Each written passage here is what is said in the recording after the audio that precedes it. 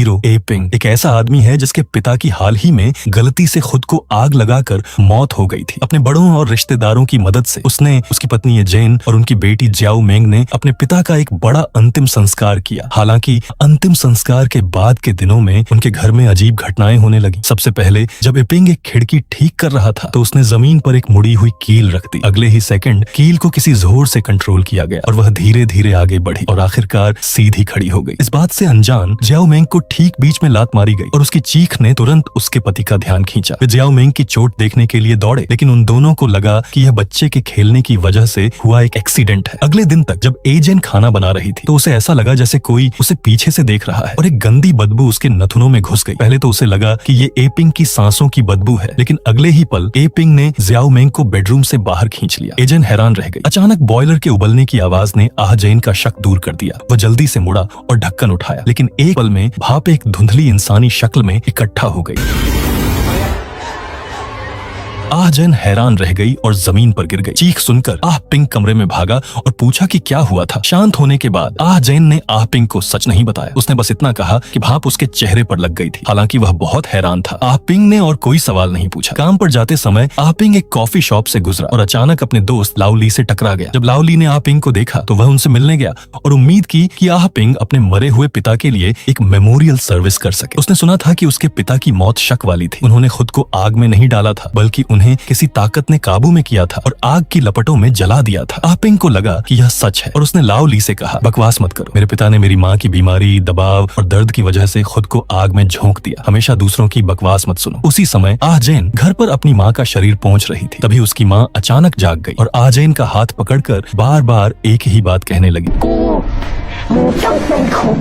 वह बर्तन के लिए चिल्लाती रही। बेशक वह मजाक कर रही थी। उसकी माँ चिल्लाती रही, तुम मेरी हो, तुम मेरी हो। किस्मत से जियाओ मेंग समय पर आ गई और उसने आहजैन को जगाया जो जमीन पर पड़ी थी। लाइन के सामने इंतजार करते हुए उसकी माँ नॉर्मल हो गई, लेकिन देर रात आहजैन को पता चला कि जिस हाथ को उसकी माँ ने दिन में छुआ था उसमें छाले हो गए थे और बदबू आ रही थी। फुंसियां इतनी मोटी थीं कि उन्हें मसाले की तरह इस्तेमाल किया जा सकता था। अचानक आसमान में गरज के साथ बारिश हुई और बाहर से लकड़ी के तख्तों के टकराने की आवाज आई। आहजैन ने अपनी डंडी उठाई और आवाज का पीछा किया, यह सोचकर कि बाहर आह पिंग है, लेकिन बहुत देर तक आवाज लगाने के बाद भी किसी ने जवाब नहीं दिया। अचानक किचन का नल चालू हो गया और तेज हवा चलने लगी। बर्तन पटकने लगे और कुर्सियां भी हिलने लगी। टिमटिमाती लाइटों के साथ ऐसा लग रहा था जैसे घर में कोई कार्निवल हो रहा हो। आहजैन वहीं खड़ी होकर माहौल को महसूस कर रही थी। अचानक काले धुएं का एक गुब्बार दिखाई दिया और आहजैन की ओर बढ़ा। डर कर वह जल्दी से अपने कमरे में छिप गई और दरवाजा कसकर बंद कर लिया। वे सब कोने में कांपते हुए बैठे थे, लेकिन कोई फायदा नहीं हुआ। ऐसा लगा जैसे कोई बाहर लॉक से छेड़छाड़ कर रहा हो। कई कोशिशों के बाद एक अनदेखी ताकत ने धीरे धीरे दरवाजा खोला। आहजैन घबरा गई और दरवाजे की तरफ जाने की कोशिश की,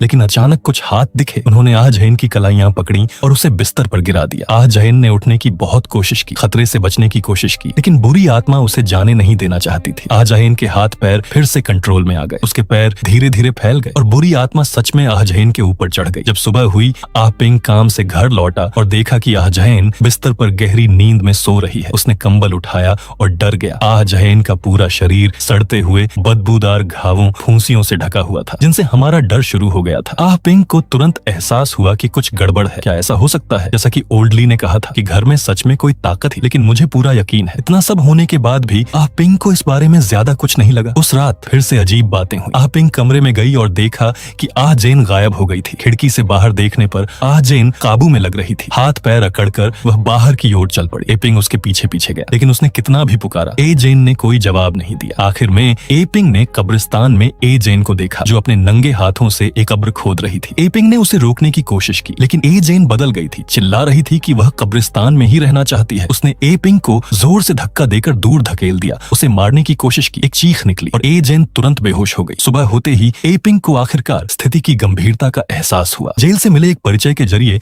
वह एक मास्टर को भूत भगाने के लिए अपने घर ले आया। सच में जैसे ही वे घर में दाखिल हुए, मास्टर को एक डरावनी आभा महसूस हुई। हाल की घटनाओं के आधार पर उसने शुरू में यह तय कर लिया था कि घर में सच में कोई बुरी आत्मा है और उसका मकसद ए जैन के शरीर पर कब्जा करना था। लेकिन मालिक की बहुत कोशिशों के बाद उसकी माँ के कमरे का दरवाजा अचानक जोर से बंद हो गया और चीखें सुनाई दी। बूढ़े ली ने ए पिंग को पकड़ा और उससे कहा, क्या तुम पागल हो? तुम्हारी माँ तुम्हारे पिता से पहले मर गई थी। कमरे में कोई कैसे हो सकता है? लेकिन तभी दरवाजा धीरे से खुला और उसकी माँ अस्त व्यस्त बिस्तर पर घुटनों के बल बैठी। मालिक ने दोनों से कहा कि यह बुरी आत्मा की शक्ति है, वह किसी भी मरे हुए इंसान में बदल सकती है। अचानक माँ ने अपना मुंह चौड़ा किया और उन पर झपटी। बूढ़े ली ने चकमा दिया और एक जोरदार फ्लाइंग किक मारी, जिससे माँ वापस कमरे में उड़ गई। फिर मालिक ने मंत्र पढ़े, लेकिन माँ नहीं मानी। उसने मालिक को धक्का देकर बाहर भाग गई। ग्रुप उसका पीछा करते हुए उसे ढूंढने लगा। कोई और रास्ता न देखकर मालिक को गलती से एक पुश्तैनी चाकू मिल गया। उसने उसे लिया, एक मंत्र पढ़ा और फिर उस पर वार कर दिया। माँ तुरंत काले धुएं के गुब्बार में बदल गईं और हवा में गायब हो गई। साफ था, बुरी आत्मा का भूत उतर गया था। उन्हें लगा कि सब कुछ खत्म हो गया है, लेकिन ऊपर आह झेन अभी भी नहीं जागी थी। उसकी आंखें धुंधली थी, बिना हिले डुले। ज्याओ मेंग अपनी माँ को देख रही थी। उसकी आंखों में एक अजीब सा दुख था। उसने धीरे से अपनी माँ का हाथ उठाया। अंदर गाढ़ा पीला धुआं देखा। शोर सुनकर वे तीनों ऊपर देखने गए। सच में जब उन्होंने दरवाजा खोला तो आह झेन पर बुरी आत्मा का कब्जा था, जो उन्हें डराने के लिए ज्याओ मेंग की गर्दन पकड़ रही थी। मालिक के मंत्र पढ़ने के बाद भी बुरी आत्मा को जाने नहीं दिया जा सका। इसके बजाय उसने और भी भड़काने वाली हरकतें की। अपनी जीभ बाहर निकालकर ज्याओ मेंग का गाल चाटने लगी। मामला बढ़ता देख अपिंग गुस्से में आ गई और उसने एक पिस्तौल निकालकर बुरी आत्मा पर तान दी। बुरी आत्मा तुरंत दुखी हो गई और अपिंग से खुद को और बच्चे को नुकसान न पहुंचाने की गुजारिश करने लगी। क्या उनकी भावनाएं खत्म हो गई थी? क्या उन्होंने एक दूसरे से प्यार करना बंद कर दिया था? यह सुनकर अपिंग का हाथ थोड़ा कांपा। बंदूक की नली हवा में लटक रही थी। वह बहुत हिचकिचाई। उसे अपनी पत्नी और बेटी को चोट पहुंचने का डर था। आखिर में उसने एक बागी फैसला लिया। उसने बंदूक खुद पर तान दी। क्या बकवास है। किस्मत से पास में मौजूद दो लोगों ने उसे समय रहते रोक लिया, जिससे अपिंग कामयाब नहीं हो पाई। आखिर में बुरी आत्मा ने एजेन के शरीर से दूर जाने से पहले, साथ खेलना चाहते हो, शब्द छोड़े और बिना किसी निशान के गायब हो गई। एजेन एक खाली खोल की तरह बेहोश पड़ी रही। अपिंग जानती थी कि बुरी आत्मा आसानी से हार नहीं मानेगी, वह जरूर वापस आएगी। इसलिए उसने एक गुरु से हल के लिए प्रार्थना की। कुछ देर सोचने के बाद गुरु ने अपिंग को बताया कि एक रास्ता है, लेकिन वह बहुत खतरनाक था। अगर बुरी आत्मा नहीं दिखती तो किसी को उसका सोर्स ढूंढने के लिए पाताल लोक में जाना पड़ता। एक बार अंदर जाने के बाद वे शायद कभी वापस नहीं लौटते। लेकिन इस समय तक एपिंग ने अपना मन बना लिया था। चाहे जो भी नतीजा हो, वह अपनी पत्नी और बेटी की सुरक्षा के लिए कोई भी कीमत चुकाने को तैयार थी। सबसे पहले उसने एजेंट को चारे की तरह इस्तेमाल किया। बुरी आत्माओं को पास आने से रोकने के लिए बिस्तर के चारों ओर नमक बिखेर दिया। फिर देर रात उसने खुद को एक ताबूत में दफना लिया। मास्टर ने एपिंग के लिए पाताल लोक के दरवाजे खोलने के लिए मंत्र पढ़े। धरती की आड़ में एपिंग की चेतना धीरे धीरे धुंधली हो गई। जब उसने अपनी आंखें खोली तो वह सच में पाताल लोक में घुस चुकी थी। उसके हाथ में बुरी आत्माओं से लड़ने के लिए पवित्र जल था। अगर वह सूरज डूबने से पहले ताबूत में लौट आती तो वह असली दुनिया में लौट सकती थी। अगर वह वापस नहीं लौटी तो वह हमेशा के लिए पाताल लोक में ही रहेगी। सब कुछ समझते हुए एपिंग रास्ते में दूसरी बुरी आत्माओं की नजरों से बचते हुए अपने घर की ओर दौड़ी। आखिरकार वह अपने दरवाजे पर पहुंचा और सीधे दूसरी मंजिल पर भागा। और सच में एजेन के बिस्तर के पास काले सफेद बालों वाली बुरी आत्मा नफरत से उसके सामने खड़ी थी। एपिंग ने बिना झिझके गुरु का मंत्र पढ़ा, लेकिन बुरी आत्मा ने उसे थप्पड़ मारकर भगा दिया। फिर दोनों ने घर घर खेलना शुरू कर दिया, जिसमें एपिंग ने बुरी आत्मा पर पूरे शरीर से स्टंट किया। काफी देर तक मारने के बाद बुरी आत्मा को कोई नुकसान नहीं हुआ। आखिर में एपिंग नीचे दब गई और हिल नहीं पा रही थी। इसी समय बेहोश एजेन जाग गई और उस कमरे से बाहर आ गई जहां वादा तोड़ा गया था। ये देखकर बुरी आत्मा ने एपिंग को बेहोश कर दिया और तेजी से एजेन की ओर बढ़ी, उसके शरीर पर कब्जा करने के लिए अपने हाथ बढ़ाए। लेकिन जरूरी समय पर एपिंग प्रकट हुई और उसने चाकू से बुरी आत्मा को घायल कर दिया। आखिरकार उस पल का फायदा उठाते हुए एपिंग ने उसके मुंह में पवित्र पानी भर दिया। तुरंत बुरी आत्मा ने ड्रैगन जैसी दहाड़ मारी, जो काले धुएं के गुब्बार में बदल गई और धीरे धीरे गायब हो गई। एपिंग को किसी और चीज की परवाह नहीं थी। अब उसे बस सुरक्षित रूप से ताबूत के पास लौटना था। वह अपनी जान बचाने के लिए भागा, लेकिन सड़क पर दूसरी बुरी आत्माओं ने उसे देख लिया, जो उसकी ओर दौड़ी। हालांकि सब कुछ प्लान के मुताबिक नहीं हुआ। जैसे ही एपिंग ताबूत के पास पहुंचने वाला था, बुरी आत्माओं ने उस पर झपट्टा मारा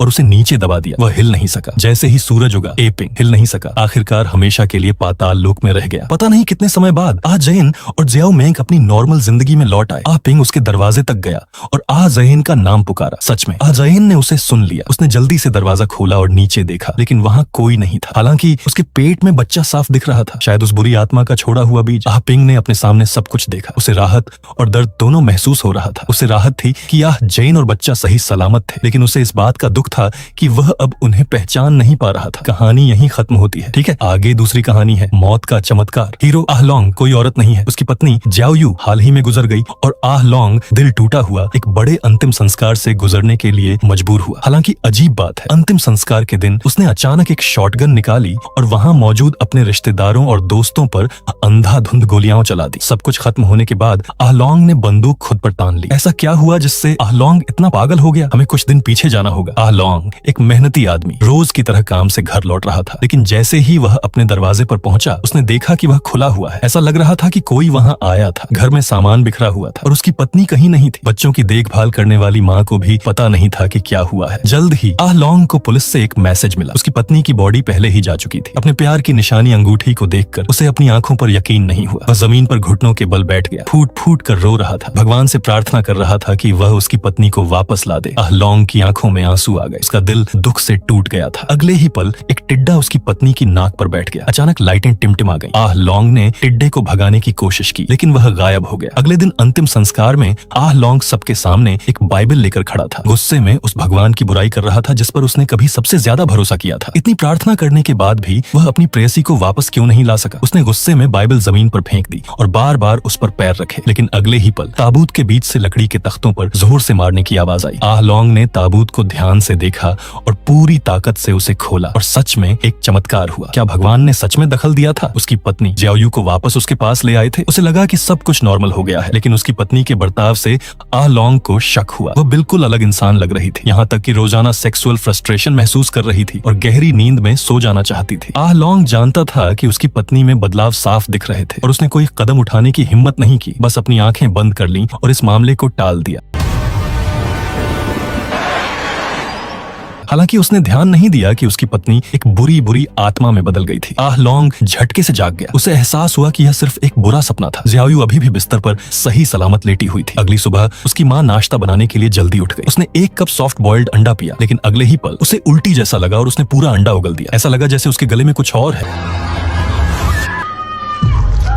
उसके मुंह से एक काला सांप निकला। उसकी माँ डर गई। शोर सुनकर आह लोंग पूछने गया कि क्या हुआ, लेकिन जब उसने डाइनिंग टेबल पर देखा तो वहां कुछ नहीं था। उस रात आह लोंग चैन की नींद सो रहा था, जबकि ज्याओ यू ने धीरे से उसे गले लगाने के लिए हाथ बढ़ाया, लेकिन बढ़ा हुआ हाथ एक काला सांप था। जल्द ही सुबह के 3 बज गए। खिड़की के बाहर बिजली चमकी और गरज के साथ बारिश हुई। माँ अपने बच्चे के रोने की आवाज से जाग गई। वह उठी और देखा कि ज्याओ यू उसके सामने खड़ी है, बच्चे को दूध पिला रही है, लेकिन उसकी हरकतें अजीब तरह से डरावनी थी। उसका चेहरा गुस्से से लाल था और उसने बच्चे का सिर नीचे दबा दिया। जब लाइट जलाई गई तो ज्याओ यू नॉर्मल हो गया। माँ को बहुत बेचैनी महसूस हुई। एक अजीब सा एहसास हुआ कि जो इंसान जिंदा हुआ है वह ज्याओ यू नहीं है। अगले दिन माँ ने एक पादरी को लंच पर बुलाया। तीनों टेबल के चारों ओर बैठ गए और प्रीस्ट ने सबसे खाने से पहले प्रार्थना करने को कहा, ताकि यह टेस्ट किया जा सके कि ज्याओ यू को कोई अजीब रिएक्शन तो नहीं हो रहा है। अचानक ज्याओ यू ने प्रार्थना ऐसे पूरी की जैसे कुछ हुआ ही न हो। अगले ही पल माँ ने आंखें खोली तो खुद को अंधेरे में पाया। किसी ताकत के काबू में अपनी सीट से उठ नहीं पा रही थी। उसी समय ऐसा लगा जैसे उसके सीने से कुछ फटने वाला है। अचानक एलन और प्रीस्ट उसके पास आए। वे भी काबू में थे और हिल नहीं पा रहे थे। एलन का मुंह बंद था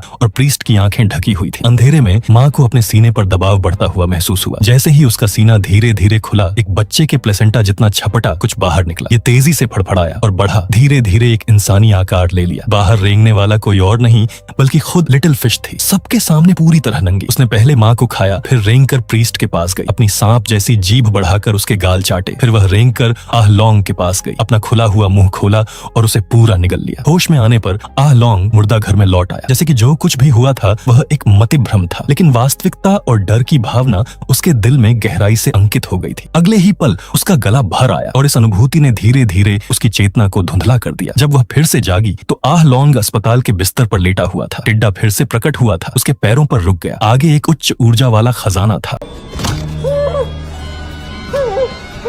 जैसे जैसे छोटी मछली करीब आती है, सच्चाई का पता चलता है। ये पता चलता है कि अपराधी आह लोंग है, क्योंकि आह लोंग जुए का आदी था। उसने बहुत बड़ा कर्ज लिया था। कर्ज चुकाने के लिए उसने बेरहमी से छोटी मछली को धोखा दिया, उसे लेनदार रेन किरोंग को सौंप दिया और उसे मौत के घाट उतार दिया। लेकिन जैसे ही छोटी मछली का ठंडा हाथ दिखा, आह लोंग फिर से मौत का सामना करने वाला था। कहानी यहीं खत्म होती है। ठीक है, आगे तीसरी कहानी है। मेरी पसंदीदा जगह। बड़ी बहन द मेई और छोटी बहन ज्याओ जिन को किडनैप कर लिया गया और कब्रों से भरे एक अनजान जंगल जंगल में भाग गए। उनके आसपास ऐसा लग रहा था कि बदला लेने वाली आत्माएं लगातार आ रही हैं। उन्हें यकीन नहीं हो रहा था कि उनका पीछा करने वाले इंसान हैं या भूत, इसलिए वे बस बेतहाशा भाग सकते थे। लेकिन वे कैसे भी भागे, वे बस गोल गोल घूम रहे थे। फिर उनके आसपास से एक दहाड़ आई जिससे वे रुक गए। अचानक एक बदला लेने वाली आत्मा प्रकट हुई और छोटी बहन ज़्याओ जिन को ले गई।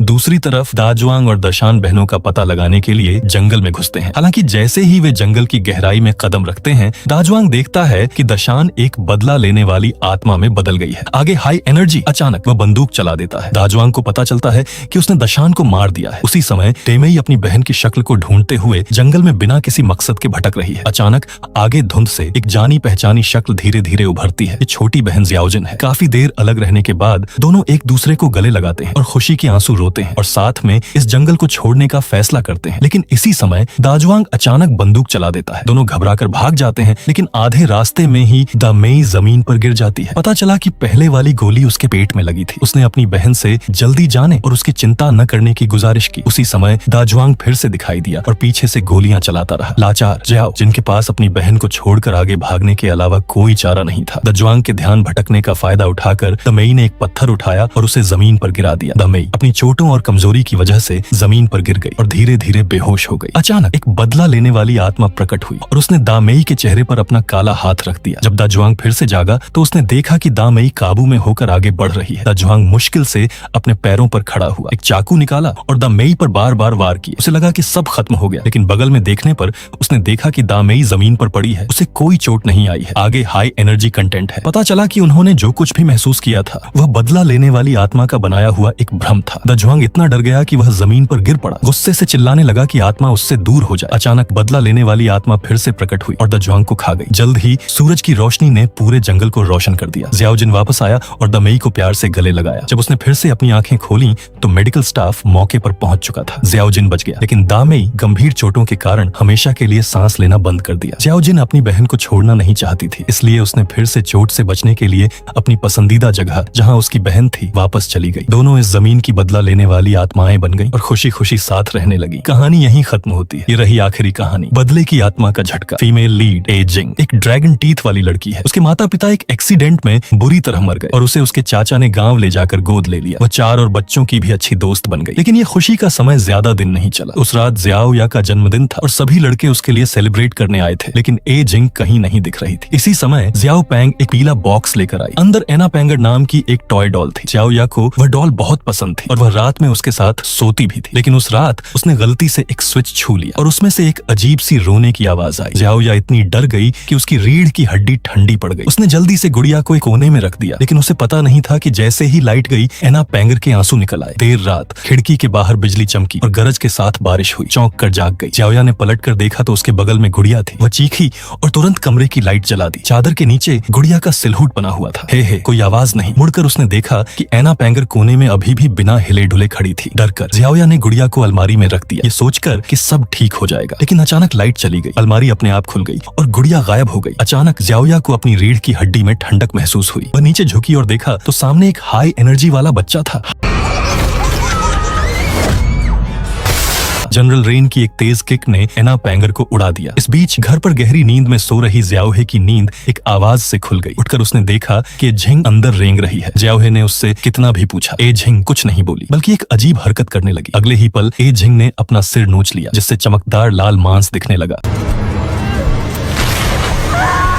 ए झिंग की आंख अचानक बाहर निकल आई, जिससे नदी चौंक कर जाग गई। दिन का उजाला हो चुका था। क्या यह सीन सिर्फ एक बुरा सपना था? इस बीच ज़्याओ या, जो एक काले बवंडर में तड़प रही थी, एना के साथ ज़्याओ पैंग से मिली और पूछा कि गुड़िया कहाँ से आई। एक कोने में धकेलकर ज़्याओ पैंग ने फैन से कबूल किया कि उसे एना कब्रिस्तान में मिली थी। वह प्यारी लगी और उसे तोहफे के तौर पर वापस ले आई। यह सुनकर ज़्याओ या को बहुत गुस्सा आया और डर से बचने के लिए उन्होंने गुड़िया वापस करने के लिए कब्रिस्तान जाने का फैसला किया। लेकिन कब्रिस्तान पहुंचने पर ज़्याओ या जानबूझकर फिसल कर गिर गई। उठने पर उसने एजहिंग को देखा जिसकी एक आंख निकली हुई थी और वह पहले ही मर चुकी थी। चारों ने जल्दी से अपने चाचा को बताया और एजहिंग का अंतिम संस्कार किया, लेकिन उसकी मौत का कारण एक राज ही रहा। अंतिम संस्कार में चाचा ने चारों बच्चों को धन्यवाद दिया और कहा कि उनके बिना उन्हें शायद एजहिंग का पता भी नहीं चलता। जब चाचा जाते हुए खांसे तो यह बात साफ तौर पर साफ दिखी। अचानक लिटिल फैटी ने सीधे आगे भीड़ की तरफ देखा। आजहिंग उस औरत के कंधों पर बैठी थी। उसकी आंखें सबको घूर रही थी, लेकिन औरत बेखबर लग रही थी। उसे भी लग रहा था कि उसका मेकअप खराब हो गया है, लेकिन जब उसने शीशा निकाला तो उसे एहसास हुआ कि वह किसी की पीठ पर सवार है। यह सब हंगामा किस बात का है? उस रात चारों बच्चे बुद्ध की मूर्ति के सामने अपनी सुरक्षा के लिए प्रार्थना करते हुए बैठे थे। अचानक उन्हें कदमों की आहट सुनाई दी। वे आवाज का पीछा करते हुए बेसमेंट तक गए तो देखा कि आजहिंग एक गुड़िया पकड़े हुए धीरे धीरे उनकी ओर आ रही है। वे चारों भाग गए, किचन में छिप गए